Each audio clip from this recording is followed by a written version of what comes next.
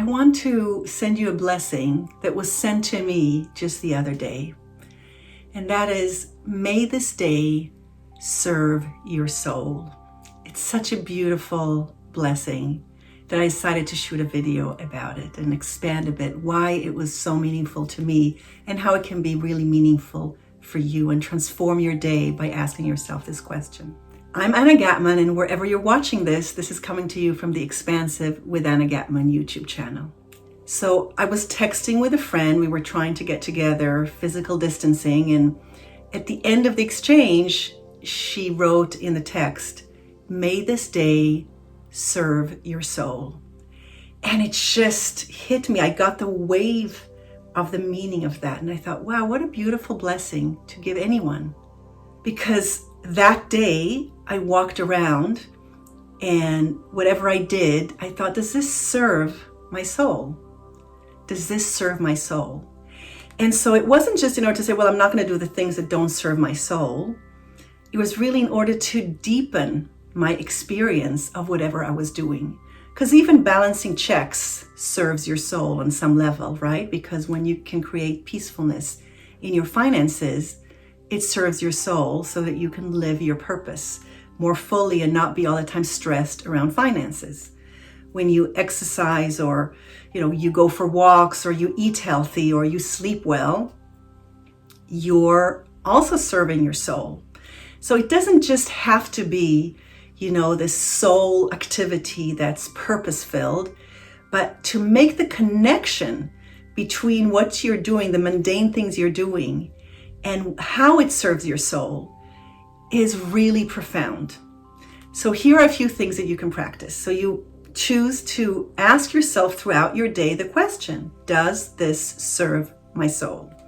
And so either you're doing activities that really nourish your soul, you're aligned to the essence of your calling at that moment, and what you're doing is serving the highest purpose of your soul. So that's one kind of activities throughout your day. And so in those moments, you do want to stop and appreciate yourself for a moment and appreciate the moment, saying, yes, this activity serves my soul. The other kind of activities are things that you have to do that you don't normally or regularly associate with something that serves or nourishes your soul. But you want to find the connection, you want to make the connection, because when you take something mundane that seemingly doesn't feel like it's soul serving, but you look for how it serves your soul, suddenly you elevate this experience of it, and suddenly you feel the purposeness in it. You feel the nourishment in it. You feel the fulfillment, the satisfaction in it. So it's all about making the connection to how it serves your soul. And you might have to go 2 or 3 steps with an activity that you go like, well, this is definitely not soul serving.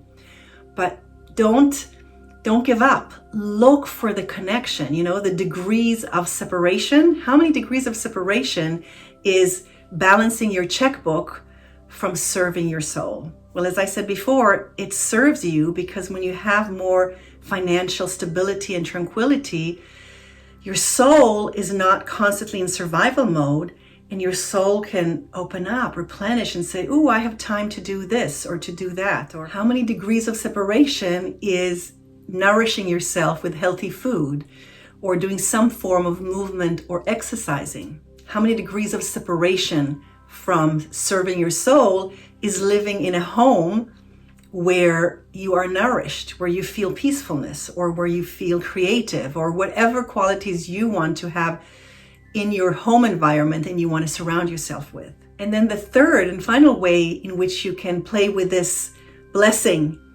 and practice it throughout your day is to think, what serves my soul? What could I do today? What activity could I do? What interaction could I have that would serve my soul? And you can ask yourself, you could close your eyes for 3 minutes and ask yourself the question, what would serve my soul today? And you might have an idea of something that you haven't done for a while. And then you go do it and you will feel so nourished.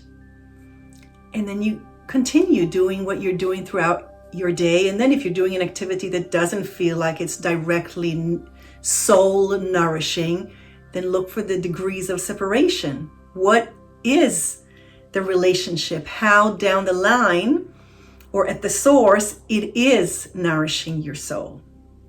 So I hope you really go throughout your day and your week telling yourself, may this day serve my soul.